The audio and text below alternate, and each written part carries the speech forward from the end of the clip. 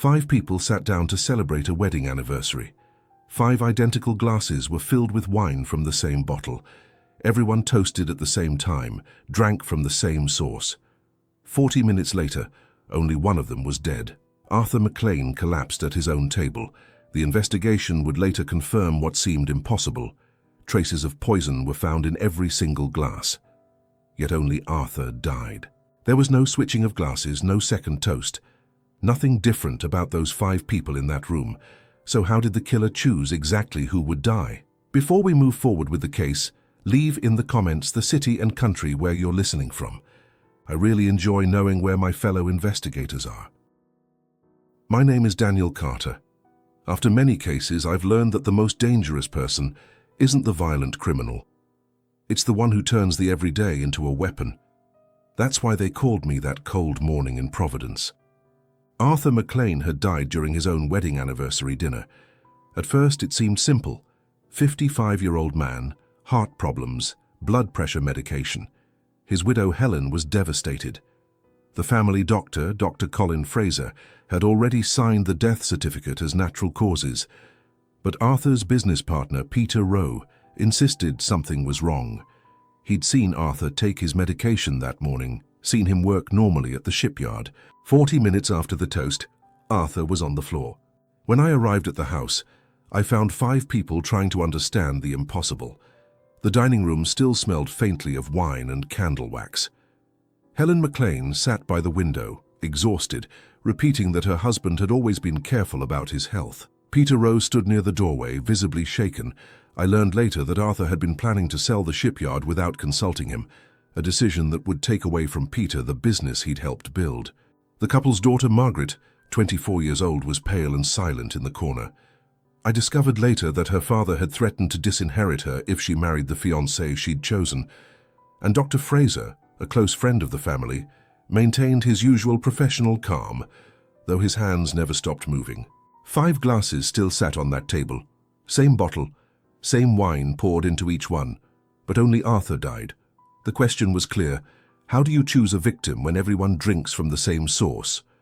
Some form their first suspicion right about here. The first thing I did was ask to see Arthur's medication. Helen led me upstairs to the bedroom, her steps slow and deliberate, like someone moving through water. The house was quiet in that particular way houses get after sudden death. Every sound felt louder than it should, every silence heavier. The staircase creaked under our weight, and somewhere in the walls, a pipe ticked as the heating adjusted to the cooling evening air. The bottle sat on the nightstand beside a glass of water that had been there long enough to collect a thin film of dust. Next to it was a small silver tray with Arthur's wedding ring and a folded handkerchief, digitalis. I picked up the bottle and turned it in my hands. The label was clean, typed neatly with the pharmacy's name and address at the bottom. Prescribed by Dr. Colin Fraser 3 years earlier for Arthur's blood pressure and heart rhythm. The dosage looked standard, nothing excessive, nothing unusual. The pharmacy seal on the cap was intact, which meant no one had tampered with it after leaving the drugstore. I opened it and counted the pills inside. 23. If Arthur had been taking one every morning as prescribed, the count matched exactly what should have been left after his last refill 2 weeks ago. Nothing obviously wrong with the bottle itself. That bothered me more than if something had been off. I asked Helen about Arthur's routine with the medication. She stood near the doorway, arms folded across her chest, and explained that he took 1 pill every morning with breakfast. Never missed a dose, never varied the timing, even on weekends. She told me he was careful about his health ever since a scare 5 years back when his pressure spiked and he ended up in the hospital for 2 days. After that, he followed Dr. Fraser's instructions to the letter. She spoke in that flat, exhausted tone people use when they're repeating facts they've already gone over too many times in their own heads.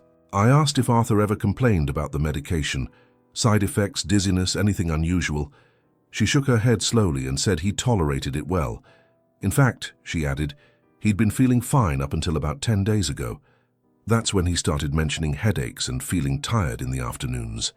Nothing severe, just not himself. She remembered because he'd cancelled a meeting with a potential buyer for the shipyard, which wasn't like him at all.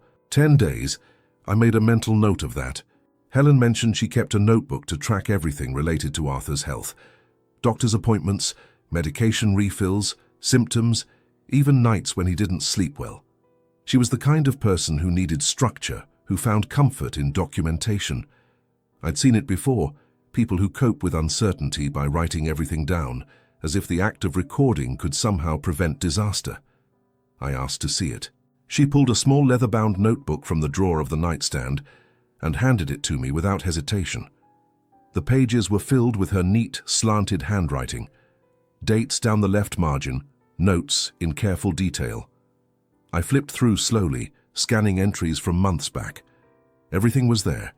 A visit to Dr. Fraser in April for routine checkup, a prescription refill in June, a note in July about Arthur eating too much salt and feeling bloated the next day.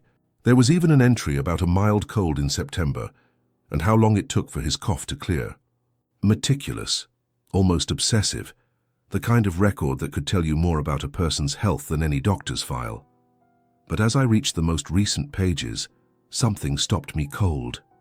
The last 3 weeks were completely blank. No entries, no notes, not a single line of text, just empty ruled pages staring back at me. The handwriting stopped abruptly mid-October, as if someone had simply decided one day that none of it mattered anymore. I looked up at Helen. She was watching me, and I could see in her face that she knew exactly what I'd found. She told me quietly that Dr. Fraser had advised her she didn't need to keep tracking anymore. Her voice had that defensive edge people get when they're explaining something they're not entirely sure about themselves. The doctor had apparently said Arthur had been on the medication long enough that they didn't need to monitor it so closely. He'd told her Arthur knew the routine by now and that she was worrying too much, that she could relax a little. I kept my tone casual, but I watched her carefully as I asked whether Arthur had started taking the medication himself after that conversation with the doctor. She blinked and said no. She still gave it to him every morning. Same time, same glass of water, same routine they'd followed for 3 years. The room felt smaller suddenly, the air thicker. If she was still administering the pills, still the one handling the bottle, still the one responsible for making sure he took them, why would the doctor tell her to stop documenting? What possible reason could there be for creating a gap in the record right when it would matter most? I thanked her for the notebook and said I'd hold on to it for now. She nodded, looking relieved to have something decided for her. I asked if Dr. Fraser had changed the dosage recently or prescribed anything new. She said no, repeating that it was the same pills, same routine, nothing different except that she'd stopped writing it down. I looked around the bedroom one more time. Everything was orderly. Bed made with tight corners, books stacked neatly on the shelf, Arthur's reading glasses folded on top of a newspaper from 2 days ago. A man who kept his life in order. And yet, 10 days ago, he started feeling off. Right in the middle of those 3 blank weeks. Downstairs I could hear movement. Peter Rowe's voice low and tense talking to someone in the front room. Margaret's footsteps crossing from one side of the house to the other. Dr. Fraser's calm baritone responding to something I couldn't quite make out. I slipped the notebook into my jacket pocket and headed back down. 5 people had been at that table. 5 glasses filled from the same bottle. But only Arthur died. And now I had a 3-week gap in the only record that might have told me why. Helen stopped documenting exactly when something started to go wrong. That wasn't coincidence. That was someone making sure there wouldn't be a trail. The question was whether Helen knew she was erasing it, or if someone had convinced her to do it without understanding why. Downstairs I found Peter Rowe standing by the window in the front room, staring out at the street like he was waiting for someone who wasn't coming. He turned when he heard me on the stairs, and the tension in his shoulders was visible even from across the room. He was a compact man, maybe 5'8", with the kind of weathered hands that came from years of manual work. His shirt sleeves were rolled up despite the cold, and there was a faint smell of machine oil on him that never quite washed out. The kind of smell that becomes part of you when you spend enough time around engines and metal. I asked him to walk me through the evening, starting from when he arrived at the house. He nodded and rubbed his face with both hands before speaking. He'd gotten there around 6:30, he said. Arthur had invited him specifically, told him they needed to talk about the future of the shipyard. Peter admitted he'd been dreading it. He knew Arthur had been meeting with potential buyers for weeks, and he had a sinking feeling that the conversation was going to end with him losing the business he'd helped build from almost nothing. The dinner itself had been tense, according to Peter. Helen tried to keep things light, talking about the weather and asking Margaret about her students at the elementary school. But Arthur had been distracted, kept checking his watch like he had somewhere else to be. Finally, he said they'd discuss business after dessert. Peter told me he'd barely tasted the food. He was too busy trying to figure out how to convince Arthur not to sell without his input. The roast chicken might as well have been cardboard. Then came the toast. Helen brought out a bottle of wine she said had been saved for the occasion, a vintage from the year they were married, 27 years ago. Arthur opened it himself at the table, worked the cork out slowly and carefully. He poured it into 5 glasses that were already arranged in front of each chair, one for himself, Helen, Margaret, Peter, and Dr. Fraser. Peter watched him do it. Everyone did. There was no switching of glasses, no confusion about who got which one. Arthur made a short speech about 27 years of marriage and partnership, raised his glass, and everyone drank together. Peter said the wine was good, smooth, a little sweet for his taste, but nothing wrong with it. He drank about half his glass. So did Margaret. Helen finished hers and commented on how well it had aged. Dr. Fraser took a few sips and set his down, said something about not mixing wine with the coffee he'd have later. Arthur drank most of his in one go, the way he did with things he enjoyed. 40 minutes later, Arthur pushed his chair back and said he needed air. His face had gone pale, Peter noticed. Then he collapsed. Peter said it happened fast. One moment Arthur was standing, reaching for the back of his chair, the next he was on the floor, convulsing. Dr. Fraser got to him first, dropped to his knees and checked his pulse, loosened Arthur's collar, tried to get him breathing steady. But it was already too late. Arthur's eyes had gone unfocused, his breathing shallow and ragged, and then nothing. I asked Peter what he did immediately after. He said he just stood there, frozen. He couldn't process what he was seeing. Helen was screaming, Margaret was crying, Dr. Fraser was shouting instructions that didn't matter anymore because Arthur was already gone. Peter told me he felt useless, like he should have done something but couldn't think of what. He wasn't a doctor. He wasn't trained for that. He just watched his business partner die on the dining room floor. Then I asked him about the shipyard. How bad would it be if Arthur sold without consulting him? Peter's jaw tightened. He said it would be devastating. Not just financially, though, that was part of it. He'd put 6 years of his life into that business. He'd brought in clients Arthur never would have found on his own. Fishermen from the outer islands, small cargo operators who needed reliable work at fair prices. He'd worked late nights repairing boats in winter storms when any sane person would have gone home. And now Arthur was going to sell it all to some investor from Boston who didn't know a hull from a mast and only saw numbers on paper. Peter would get his share of the sale price, sure, but it wouldn't be enough. Not compared to what the business would be worth in 5 years if they kept building it. There was real anger in his voice when he talked about it, the kind that sits in your chest and doesn't let go. But anger isn't the same as guilt. I'd seen plenty of people furious at someone who just died. It didn't make them killers. I asked if he'd noticed anything unusual during the dinner. Anyone acting strange, anyone leaving the table, anything out of place. He thought about it for a long moment, then shook his head. Everything seemed normal, he said, except for Arthur's mood. Arthur had been quieter than usual, less certain. Peter said it was almost like Arthur was second-guessing the decision to sell, but he couldn't be sure. Maybe that was just wishful thinking on his part. I thanked him and told him I'd need to speak with him again later. He nodded and went back to staring out the window. I got the sense he was replaying the whole evening in his head, trying to find the moment when everything went wrong. The problem was, there wasn't one. Not that he could see anyway. As I left the room, I noticed something on the side table near where Peter had been standing. A small envelope, addressed to Arthur in typed letters. No return address, no postmark either, which meant it had been hand-delivered. I picked it up and turned it over. The seal had been broken. Inside was a single sheet of paper with 4 words typed in the center. "You owe more than money." I looked back at Peter. He hadn't moved. I slipped the envelope into my pocket next to Helen's notebook and made a note to find out who had sent it. Because whoever wrote that knew something about Arthur that hadn't come up yet, And in a case where everyone had a reason to want him gone, the person with a secret no one else knew about was the one I needed to find. I found Margaret in the kitchen, washing dishes that didn't need washing. Her hands moved mechanically, scrubbing the same plate over and over while water ran over her fingers.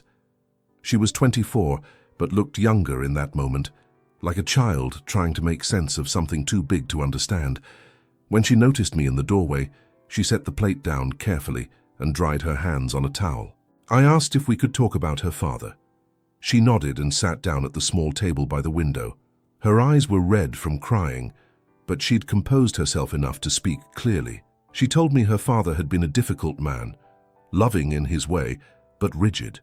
He had very specific ideas about how things should be, and he didn't bend easily.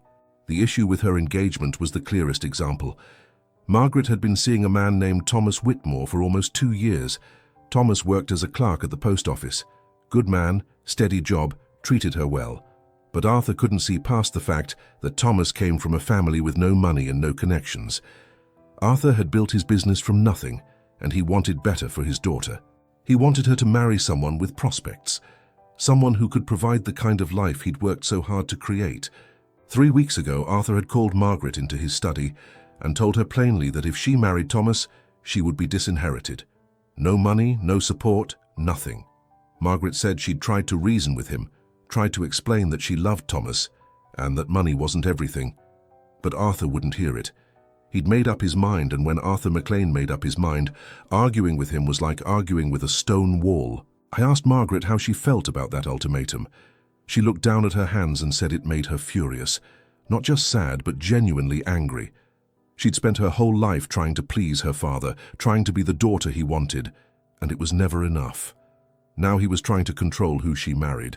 She said part of her had wanted to marry Thomas the next day just to spite him, but she hadn't. And now her father was dead and she didn't know what to feel. I asked her about the dinner, what she'd noticed, what had seemed off. She said her father had been quiet, like Peter mentioned, but there was something else. When Arthur poured the wine, his hand had shaken slightly. Margaret noticed because it was so unlike him. Arthur was always steady, always in control, but that night he'd seemed almost nervous. She also mentioned that Dr. Fraser had arrived early, about 20 minutes before anyone else.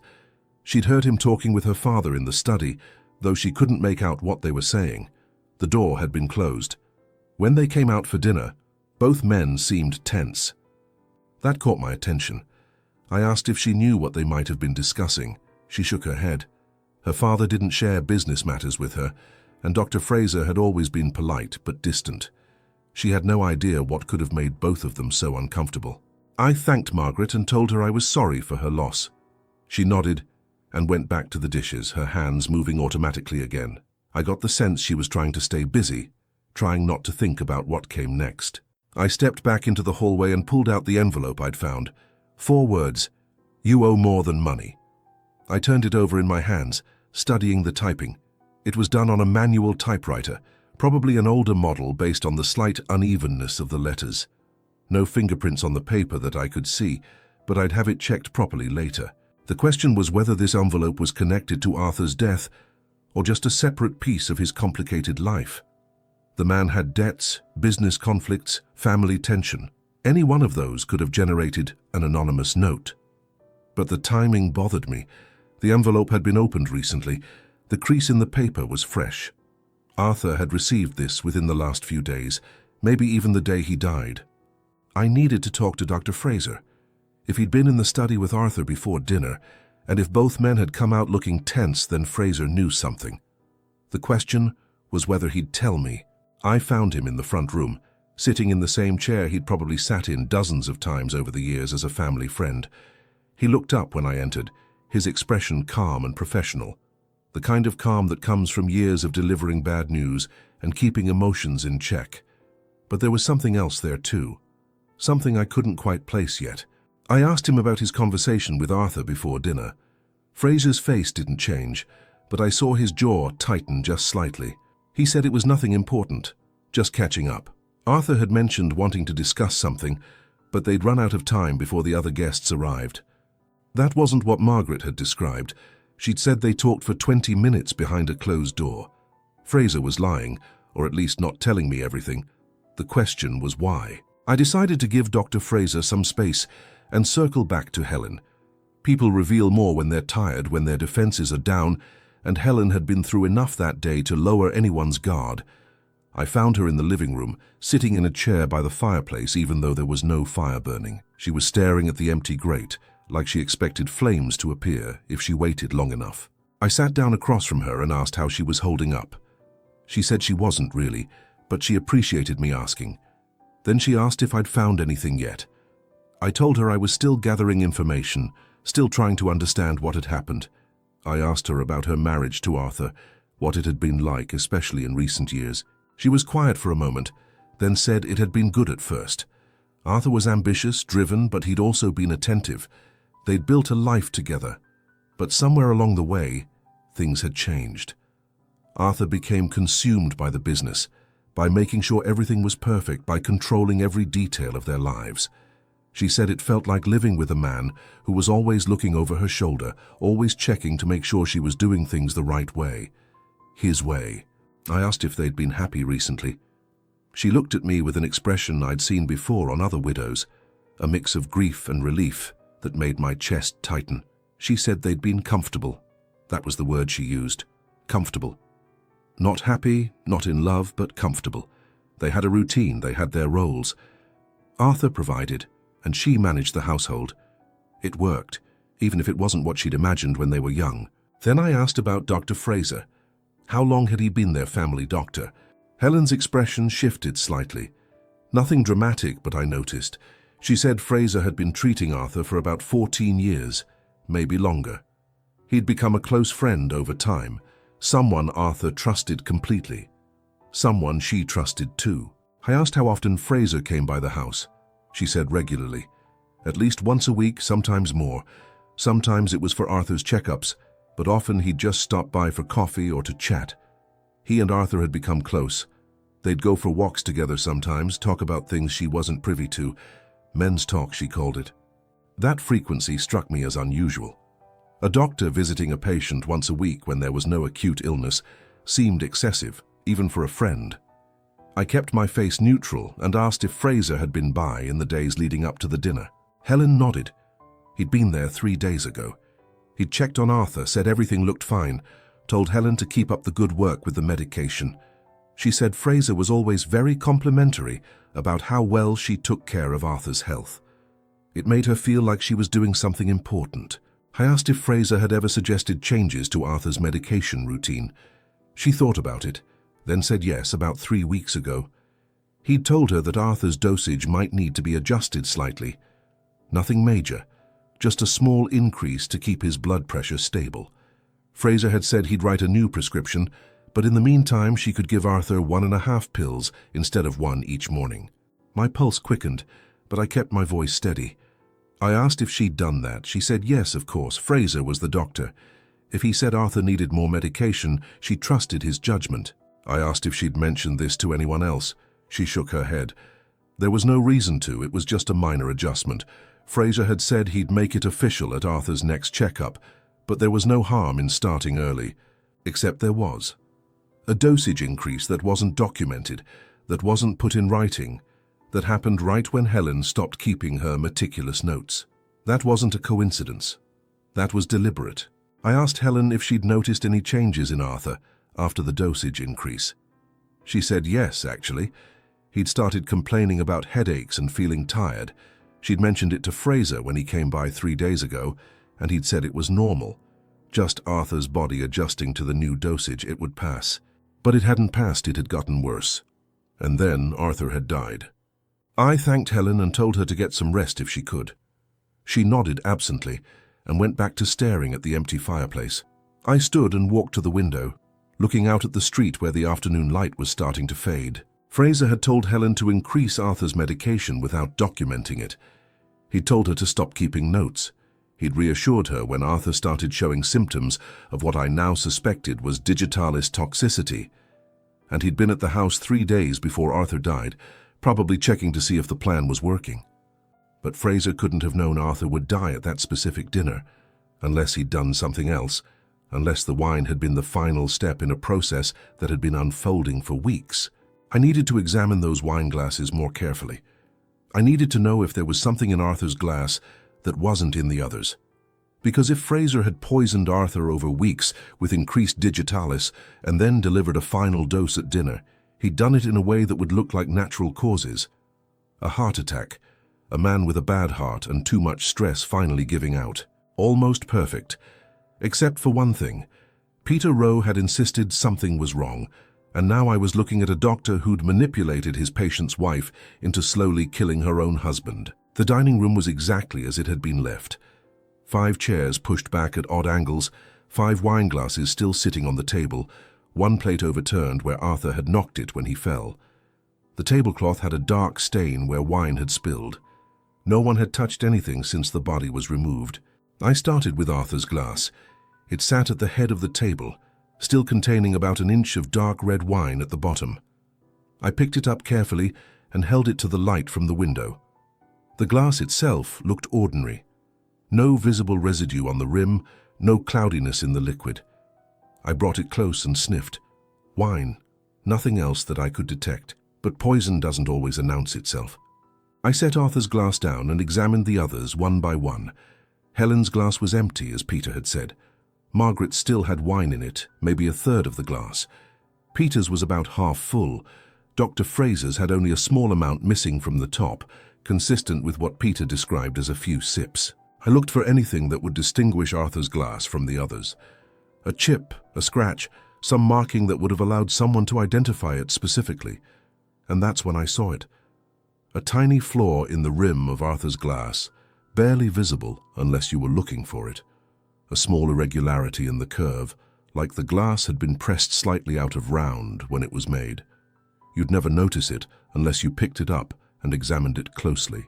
Or unless you'd used these glasses dozens of times over the years and knew exactly which one had the defect. I thought about Dr. Fraser visiting the house once a week, sometimes more, sitting at this table for coffee, sharing meals. He would have known these glasses. He would have known which one Arthur always used, the way people develop habits about small things like that without realizing it. But knowing which glass was Arthur's didn't explain how the poison got into it when Arthur himself poured the wine. I sat down in Arthur's chair and recreated the scene in my mind. Arthur opening the bottle, pouring carefully into each glass. Everyone watching. No opportunity for someone to slip anything in without being seen, unless the poison wasn't in the wine at all. I picked up Arthur's glass again and examined the inside more carefully. The wine had left a slight residue on the glass where it had evaporated down. Normal enough. But at the very bottom, just above where the stem met the bowl, there was a faint discoloration. Different from the wine stain. More granular, like something had been placed in the glass before the wine was poured and had partially dissolved. I needed to get these glasses analyzed properly, but I was starting to see how it could have been done. If someone had placed a small amount of powdered digitalis in the bottom of Arthur's glass before dinner, and if that person knew which glass Arthur would use, then pouring wine into it would dissolve the poison. To everyone watching, it would look like all 5 glasses were being filled with the same wine from the same bottle, and they were. But only Arthur's glass had something extra waiting at the bottom. The question was when the poison had been placed there. The glasses would have been set out before guests arrived, probably by Helen as she prepared the table. But Dr. Fraser had arrived early, 20 minutes before anyone else, according to Margaret. 20 minutes alone in the house with Arthur in the study.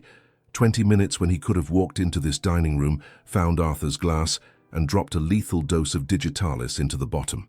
Then all he had to do was wait for Arthur to pour the wine himself. Let Arthur be the one who activated the poison. Let everyone see that the wine came from the same bottle. Let it look like an impossible crime where everyone drank the same thing, but only one person died. Except it wasn't impossible.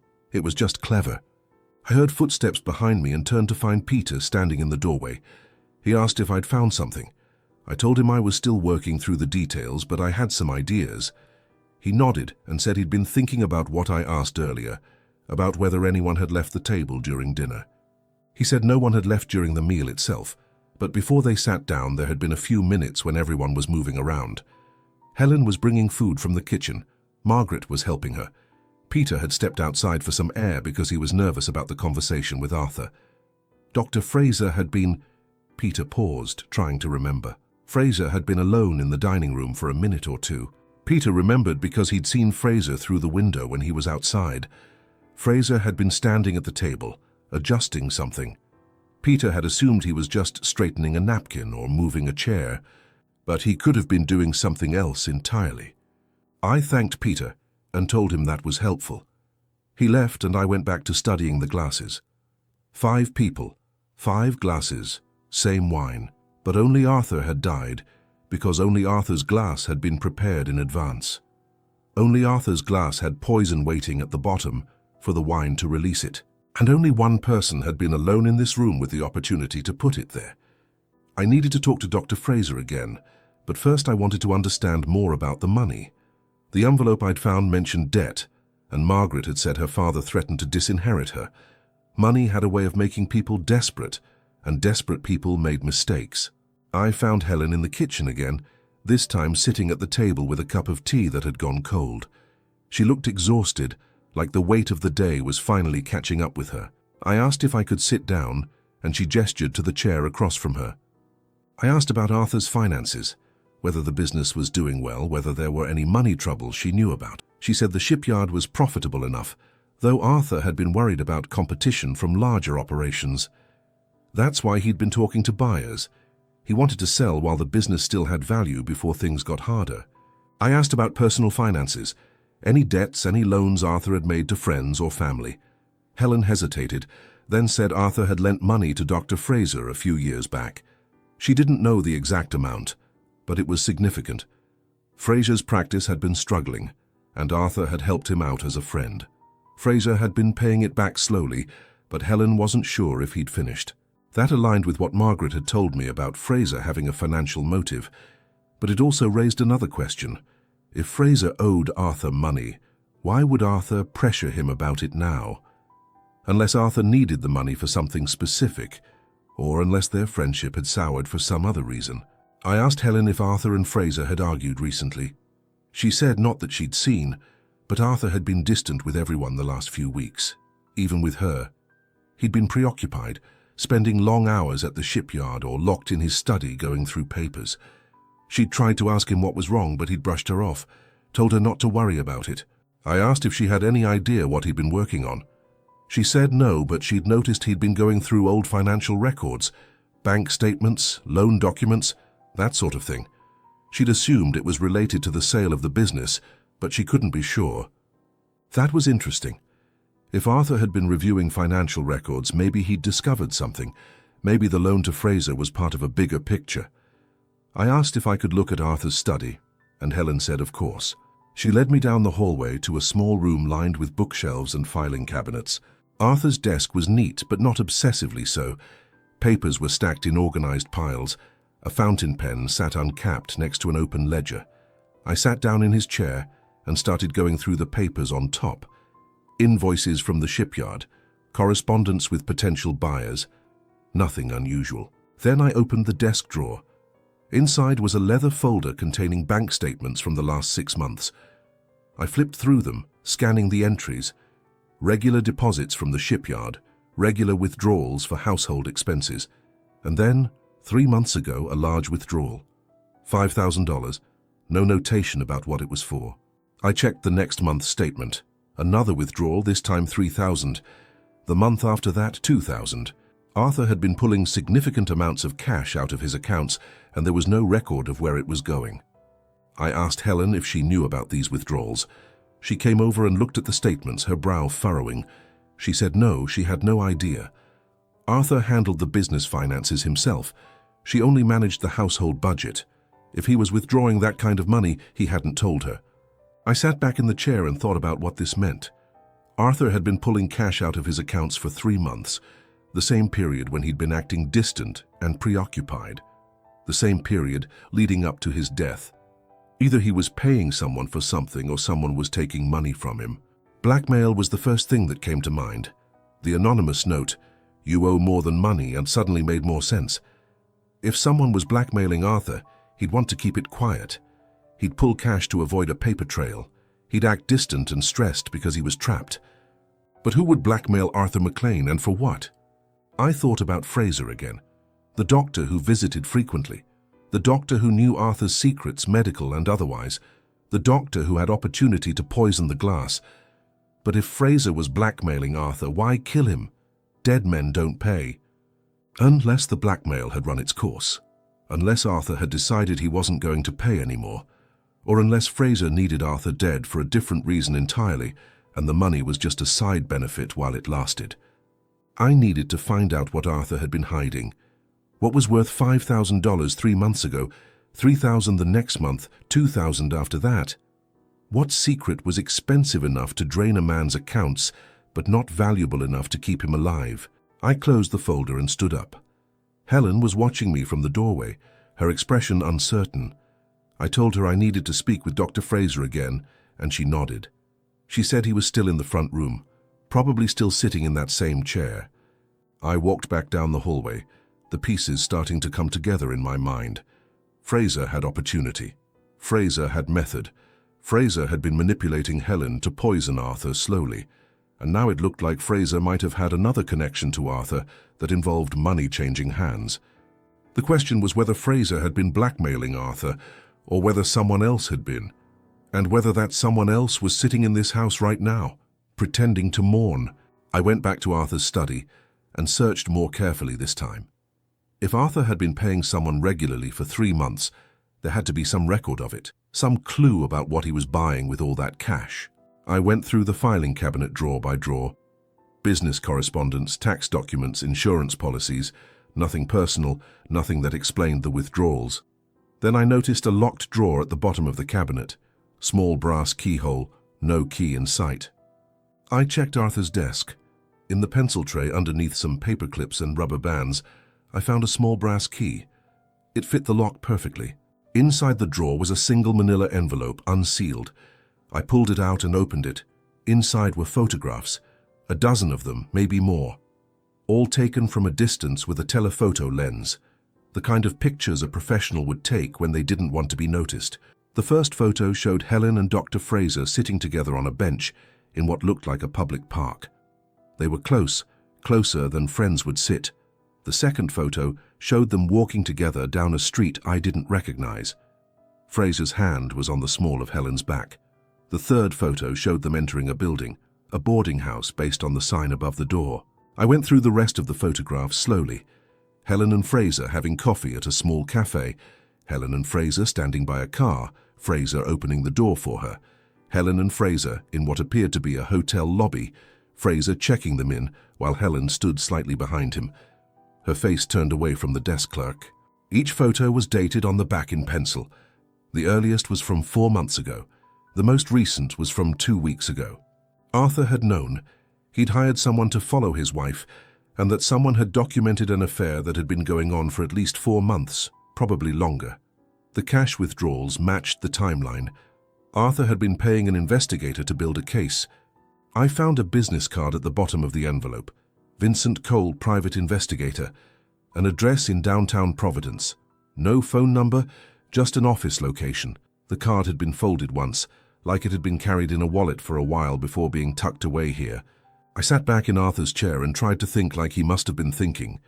He'd discovered his wife was having an affair with his closest friend, the doctor he trusted, the man he'd lent money to when times were hard. Arthur had hired an investigator instead of confronting them directly. Why? Because he was a careful man, a man who documented everything, who built cases before making decisions. He would have wanted proof, undeniable proof, enough to file for divorce and make sure Helen got nothing, enough to destroy Fraser's reputation in the community, enough to make them both pay for what they'd done. But Arthur never got the chance. He died before he could use any of it. I thought about Helen downstairs, playing the grieving widow. I thought about Fraser in the front room, calm and composed. They'd been lovers for months, maybe longer, and Arthur had been preparing to expose them both. That changed everything. Fraser didn't just have opportunity and method. He had a motive that made complete sense. If Arthur exposed the affair, Fraser would lose everything: his reputation, his practice, his standing in the community.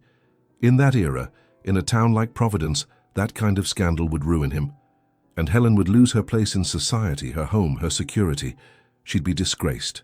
But if Arthur died before he could reveal what he knew, the photos would mean nothing. They'd stay hidden in a locked drawer that only Arthur knew about.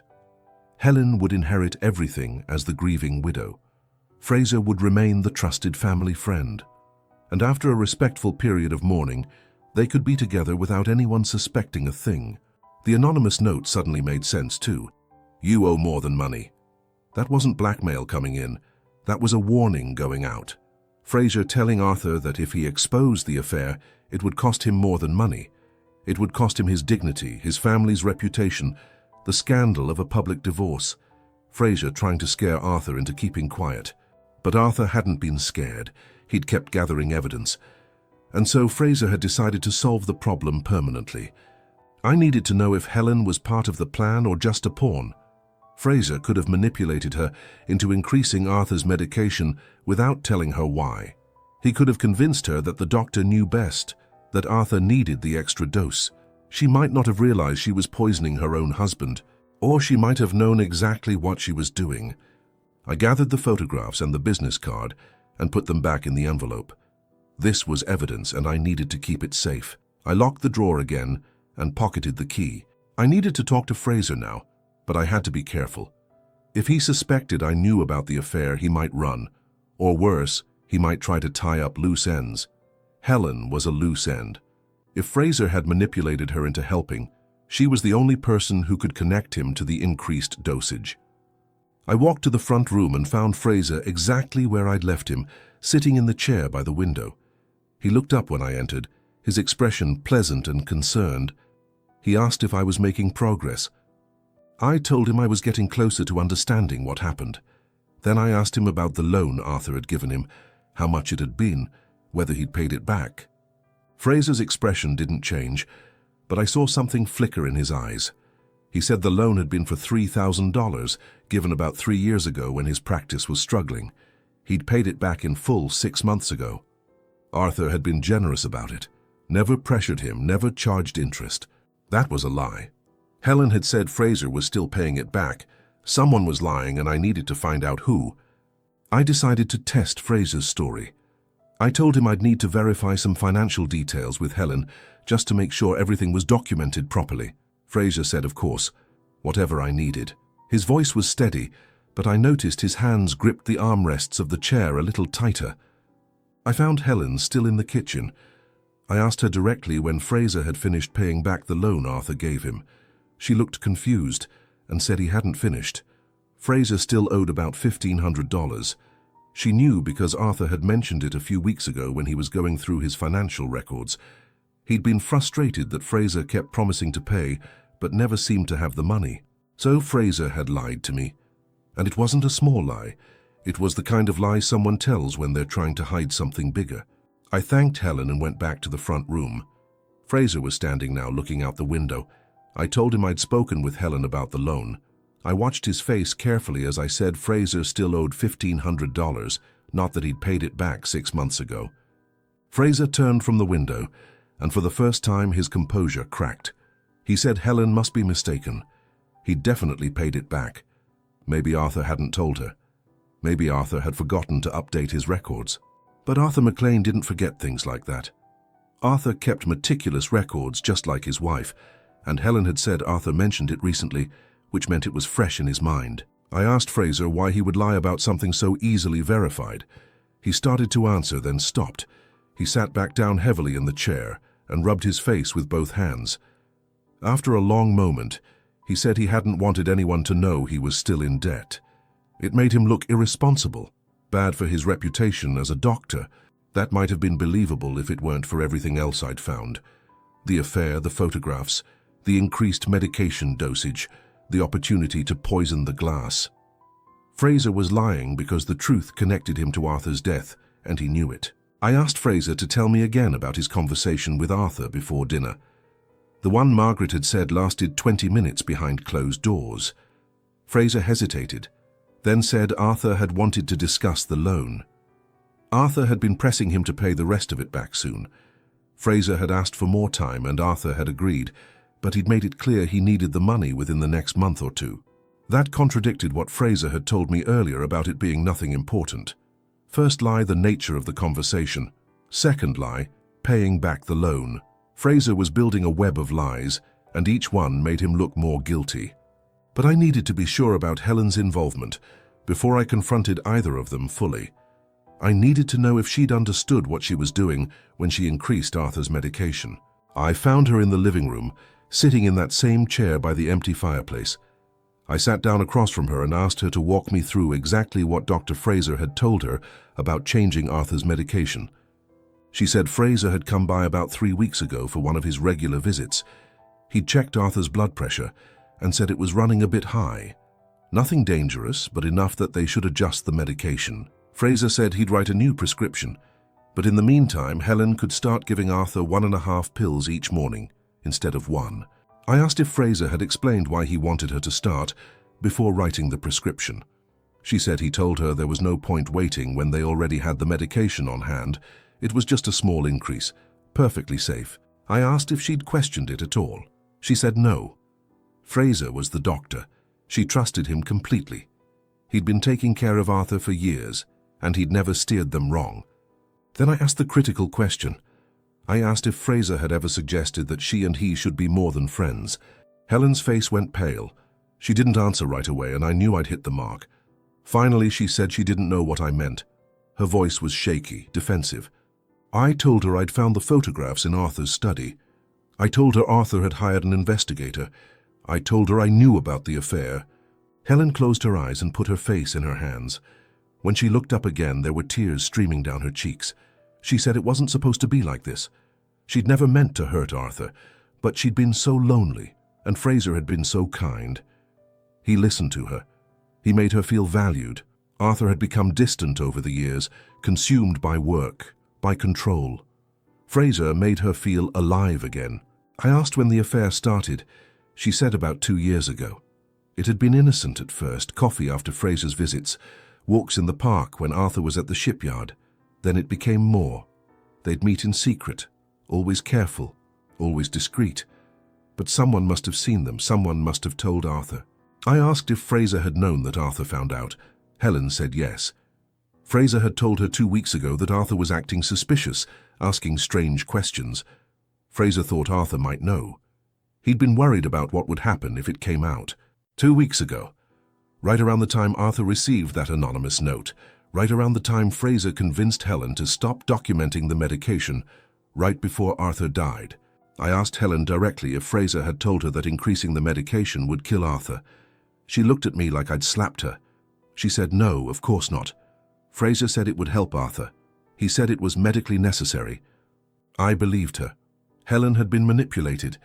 Fraser had used her love for him and her trust in his medical expertise to turn her into an accomplice without her realizing it. She'd poisoned her own husband, thinking she was helping him, and Fraser had counted on exactly that. Now I had to decide whether to tell Helen what she'd done, or whether to let Fraser think he'd gotten away with it, just long enough to make a mistake. I needed one more piece before I could put it all together. The wine glasses were going to be analyzed, but I already knew what they'd find. Digitalis in Arthur's glass, placed there before the wine was poured. What I didn't know yet was whether Fraser had acted alone, or whether Helen had knowingly helped him at the end. I went back to the dining room and looked at the setup one more time. 5 chairs, 5 glasses, 5 people who all claimed they'd watched Arthur pour the wine. But I kept coming back to something Peter had said earlier. Before dinner started, everyone had been moving around. Helen and Margaret in the kitchen, Peter outside getting air, and Fraser alone in the dining room, adjusting something at the table.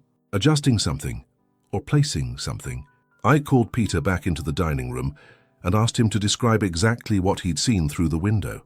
Peter said he'd stepped outside through the side door to clear his head. He'd been nervous about the conversation with Arthur, needed a moment. Through the window, he'd seen Fraser standing at the head of the table where Arthur's place was set.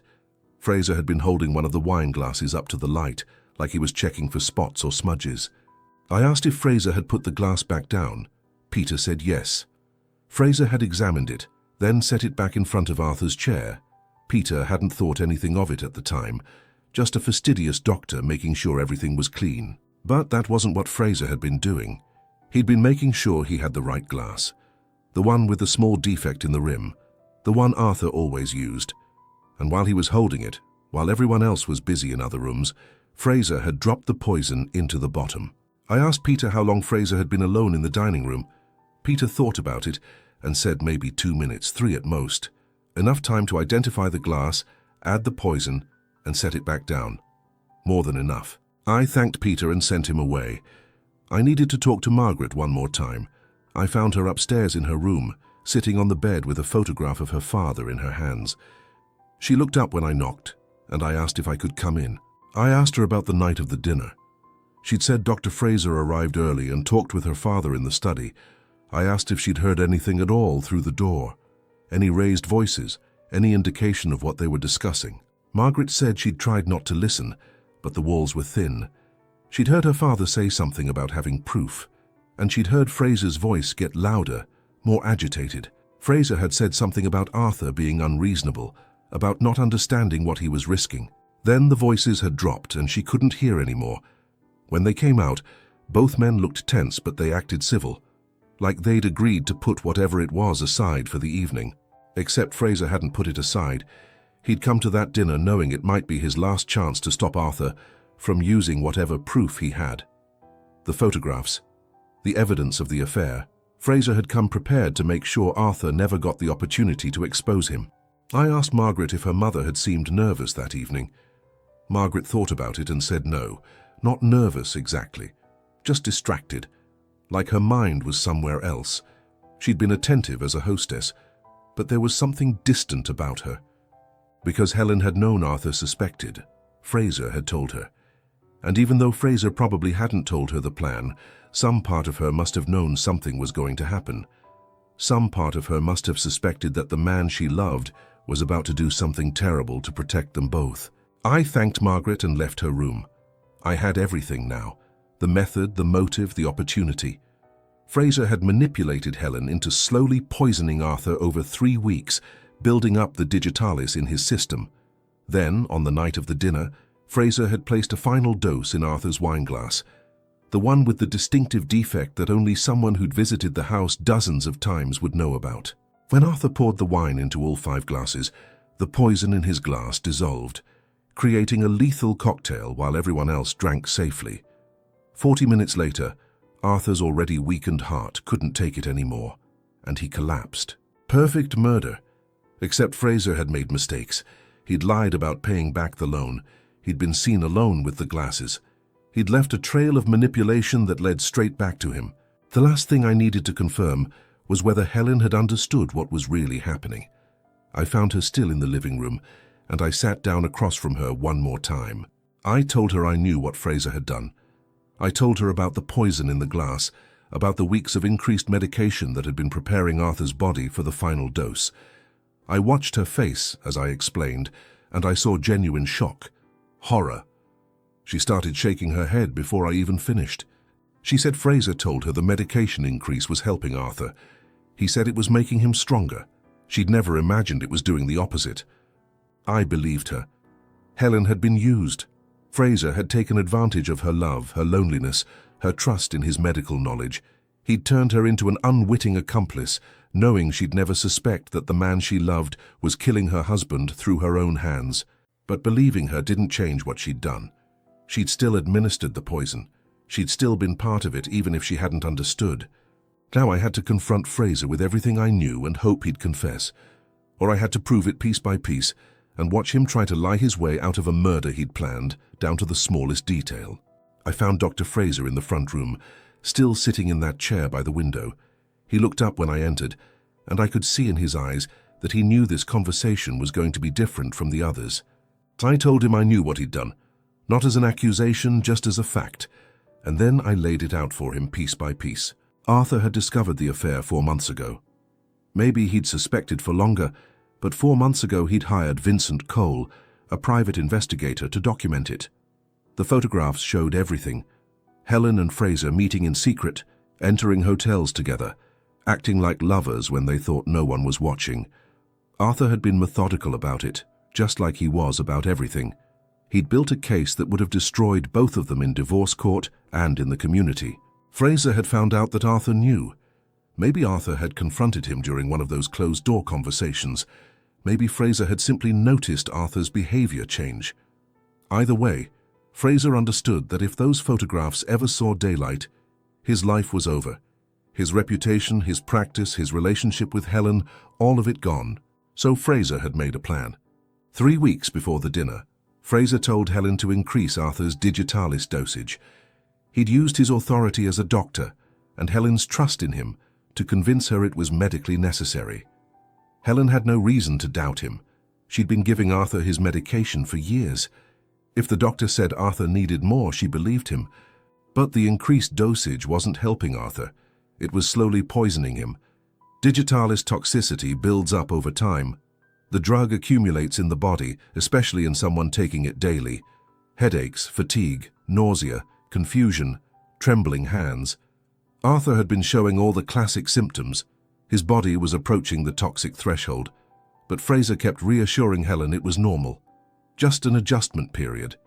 Fraser also convinced Helen to stop documenting the medication in her notebook. He told her she didn't need to track it anymore, that she was worrying too much. What he really wanted was to erase the paper trail. If anyone looked into Arthur's death later, there'd be no record showing that the dosage had been changed right before he died. Then came the night of the dinner. Fraser arrived early, 20 minutes before anyone else. He met with Arthur in the study, and according to Margaret, the conversation was tense. Arthur mentioned having proof. Fraser tried to convince him not to use it, tried to warn him about what exposing the affair would cost. But Arthur wouldn't be swayed. He'd made up his mind.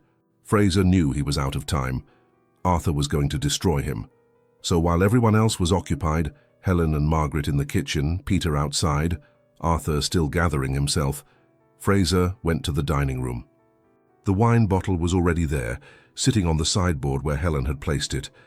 The vintage she'd been saving for 27 years. Fraser knew Arthur would want to open it himself, would want to make a show of pouring it for everyone. That's exactly what Fraser was counting on. Fraser opened the bottle carefully, using the corkscrew that was sitting right next to it. He added a measured dose of powdered digitalis directly into the wine and recorked it loosely so Arthur wouldn't notice it had been opened. Then he stepped away. The whole thing took less than 2 minutes. When everyone sat down for dinner and Arthur opened the bottle, he had no idea it had already been tampered with. He poured the wine into all 5 glasses, proud of the vintage, happy to share it. Everyone drank. Everyone consumed the same poisoned wine from the same bottle. That was the brilliance of Fraser's plan. The poison really was in everyone's glass. The investigation confirmed it later. Traces of digitalis in every single glass that still had wine in it. Not just Arthur's, all of them. But only Arthur died, because Fraser understood how digitalis works. In a healthy person, a small dose might cause some discomfort, mild nausea, maybe a headache. The body can process it, filter it out. Helen, Margaret, Peter, even Fraser himself, they all drank poisoned wine, but their bodies handled it. Arthur's body couldn't. He'd been taking elevated doses for 3 weeks. The digitalis had been building up in his system, getting closer and closer to the lethal threshold. His body was already saturated, already struggling. The dose in the wine wasn't massive on its own, but for Arthur it was the final push over the edge. 40 minutes after the toast, Arthur's heart couldn't take it anymore. The accumulated digitalis stopped it cold. He collapsed and died, just as Fraser had planned. Everyone had drunk the same poison, but only the man who'd been secretly poisoned for weeks beforehand was vulnerable enough to die from it. Fraser's face had gone grey as I spoke. He didn't interrupt, didn't deny anything. He just sat there listening to his own crime described back to him. I told him that Helen hadn't known. She'd believed she was helping Arthur, not priming his body for murder. Fraser had manipulated her love and her trust, had turned her into an instrument of death without her understanding.